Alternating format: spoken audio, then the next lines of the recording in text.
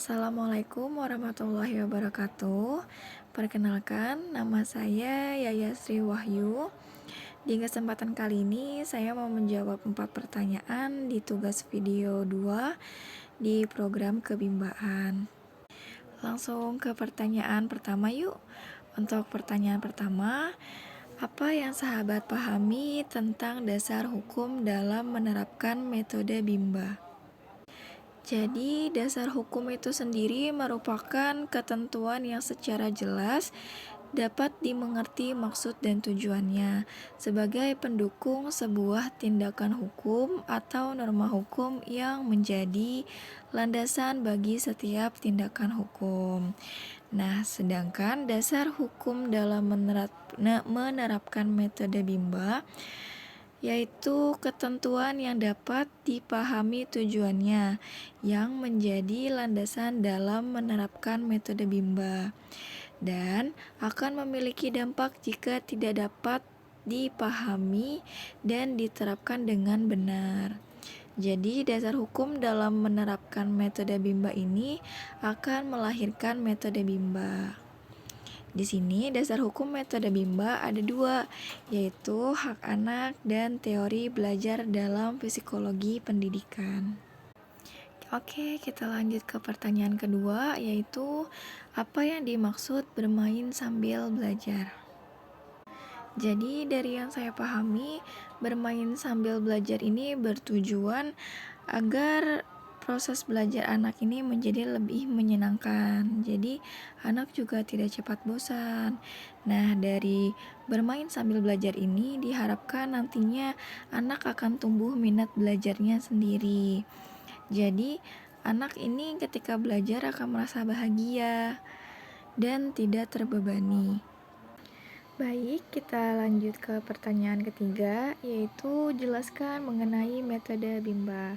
Jadi di Bimba ini ada 3 metode, yaitu tiga metode utama dan 1 metode penunjang. Nah, ketiga metode utama tersebut yaitu ada fun learning, yang kedua ada small step system, dan ketiga ada individual system.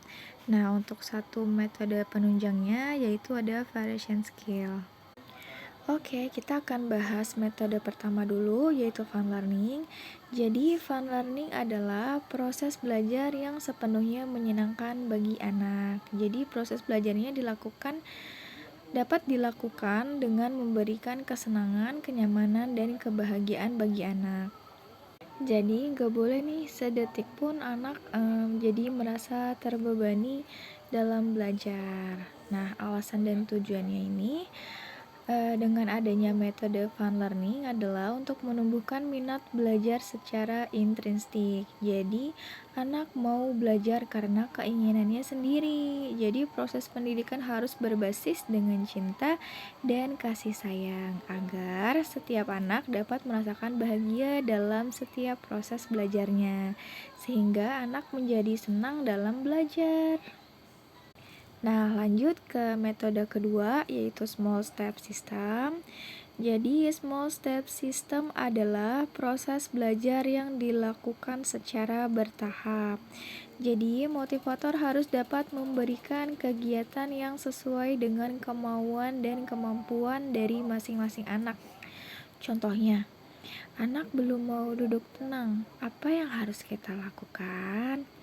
Nah, kita sebagai motivator harus cari tahu dulu nih apa kesukaan anak tersebut. Kemudian, ajak anak melakukan kegiatan yang dia sukai agar anak ini tertarik. Nah, buat anak tertarik dulu nih dengan kegiatan yang akan kita lakukan. Kemudian, kita bisa berikan reward agar anak semakin semangat belajarnya. Untuk tujuan dari adanya small step system ini adalah agar proses belajar yang menyenangkan dapat tercipta. Jadi semua anak akan senang, bahagia, dan dapat menikmati setiap kegiatannya karena tidak mungkin menyenangkan jika tidak bertahap. Untuk metode yang ketiga ini ada individual system. Jadi individual system adalah Proses belajar yang berpusat pada anak sebagai subjek belajarnya. Jadi, pendekatan yang dilakukan sesuai dengan keadaan masing-masing anak. Karena anak berperan sebagai subjek belajar. Untuk metode yang ketiga ini ada individual system. Jadi, individual system adalah proses belajar yang berpusat pada anak sebagai subjek belajarnya. Nah, pendekatan yang dilakukan sesuai dengan keadaan masing-masing anak. Jadi, maksud dari anak berperan sebagai subjek belajar di sini adalah anak berperan aktif di dalam proses bermain sambil belajarnya. Nah, motivatornya berperan memberikan motivasi dan apresiasi kepada anak agar semangat belajarnya semakin hari semakin menggelora, serta memfasilitasi kegiatan bermain sambil belajar yang sesuai dengan kemampuan anak. Jadi, alasan dan tujuan dari adanya metode small step system ini adalah agar proses belajar dapat dilakukan secara bertahap, karena tidak mungkin bertahap jika proses belajarnya dilakukan secara klasikal. Nah, yang terakhir ini ada satu metode penunjang dari Bimba, yaitu variation skill. Jadi, variation skill ini adalah kemampuan yang harus dimiliki setiap motivator dalam memvariasikan antara aspek belajar dengan kegiatan belajar yang meliputi kemampuan afektif, kemampuan kognitif, dan juga kemampuan psikomotorik. Jadi, alasan dan tujuan dari variation skill ini diterapkan karena anak mempunyai rentang konsentrasi yang pendek. Jadi, mudah teralihkan dan cepat bosan pada satu kegiatan. Nah, tujuan dari variation skill adalah agar anak tidak merasa bosan, semakin tertarik, bersemangat, dan antusias dalam kegiatan bermain sambil belajarnya. Oke, lanjut ke pertanyaan keempat, yaitu bagaimana hubungan antara fun learning dengan bahagia.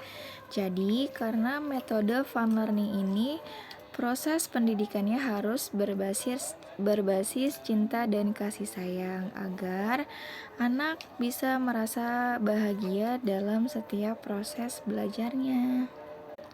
Alhamdulillah sudah terjawab semua pertanyaannya. Saya mohon maaf apabila selama menjawab ada dari kata-kata saya yang mungkin kurang tepat dalam menjawab. Saya akhiri dengan wassalamualaikum warahmatullahi wabarakatuh. Tetap semangat dan terus belajar.